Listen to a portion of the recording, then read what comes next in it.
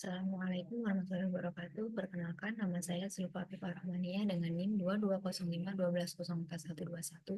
Di sini saya akan mempresentasikan proposal pengaruh penggunaan game edukasi terhadap motivasi belajar siswa di Sekolah Dasar Angela Filarita Central School.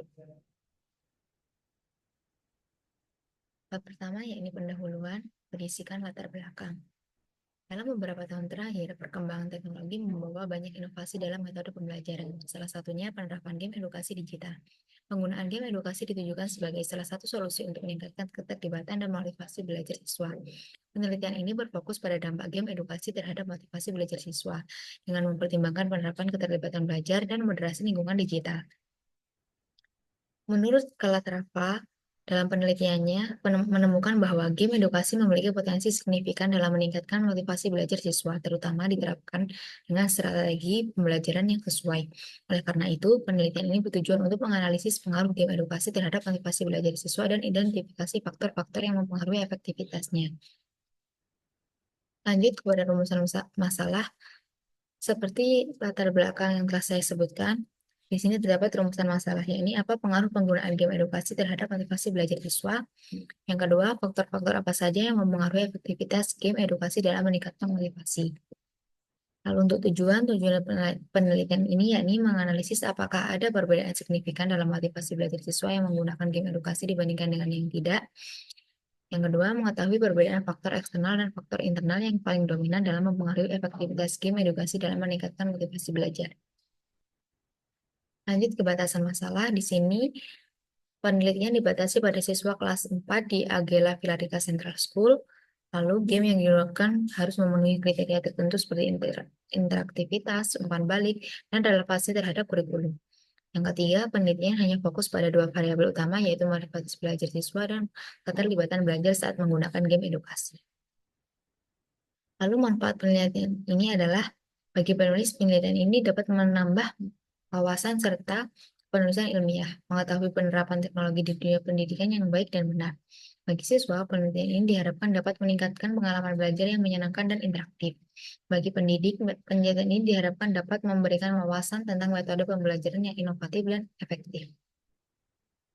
Lanjut ke bab 2, yakni tinjauan pustaka. Yang pertama, teori motivasi belajar. Motivasi belajar adalah dorongan internal yang mendorong seseorang untuk terlibat dalam aktivitas pembelajaran dengan antusiasme, tekad, dan semangat. Berikut teori motivasi yang relevan dengan kajian penelitian. Yang pertama, teori Maslow memandang bahwa kebutuhan dasar harus dipenuhi terlebih dahulu sebelum dapat mengejar kebutuhan yang lebih tinggi termasuk belajar. Yang kedua, teori self-determination menekankan pentingnya otonomi, kompetensi, dan hubungan sosial dalam memotivasi tiap individu untuk belajar. Yang kedua, ini game edukasi. Game edukasi, menurut Ismail, merupakan suatu kegiatan yang mendidik yang sifatnya menyenangkan dan bermanfaat untuk meningkatkan kemampuan bahasa dan berpikir, meningkatkan konsentrasi, serta memecahkan masalah. Beberapa jenis game edukasi yang umum digunakan di sekolah yaitu kuisis, puzzle logika, Kahoot, dan permainan strategi. Lanjut ke poin ketiga, yakni hubungan antara game edukasi dan motivasi belajar. Sejumlah penelitian menunjukkan bahwa penggunaan game edukasi dapat meningkatkan motivasi belajar siswa. Contohnya, aturan kompetitif dalam game dapat meningkatkan semangat belajar karena adanya persaingan secara langsung. Fitur-fitur interaktif seperti gambar animasi dan suara dapat membuat siswa lebih antusias dalam belajar dan enggan untuk melewatkannya. Yang ketiga, yakni proses belajar yang cepat dan responsif dapat meningkatkan kesadaran siswa terhadap konsep-konsep baru. Lanjut ke bab 3, ini metodologi penelitian.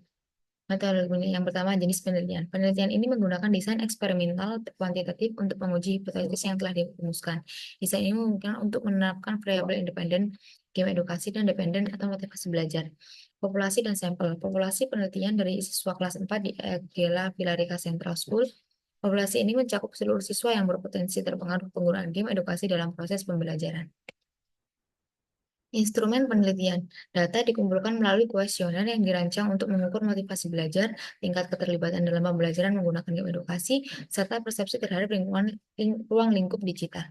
Prosedur pengumpulan data. Prosedur pengumpulan data yang melibatkan langkah-langkah berikut. Yang pertama, penyebaran kuesioner pada responden. Yang kedua, pengumpulan kuesioner setelah diisi oleh siswa. Yang ketiga, pengolahan data untuk analisis lebih lanjut. Analisis data. Data dianalisis menggunakan statistik deskriptif dan inferensial untuk menguji hipotesis penelitian. Yang kedua ini validitas, selanjutnya validitas dan reliabilitas. Validitas instrumen penelitian akan diuji melalui uji validitas isi dan uji coba lapangan.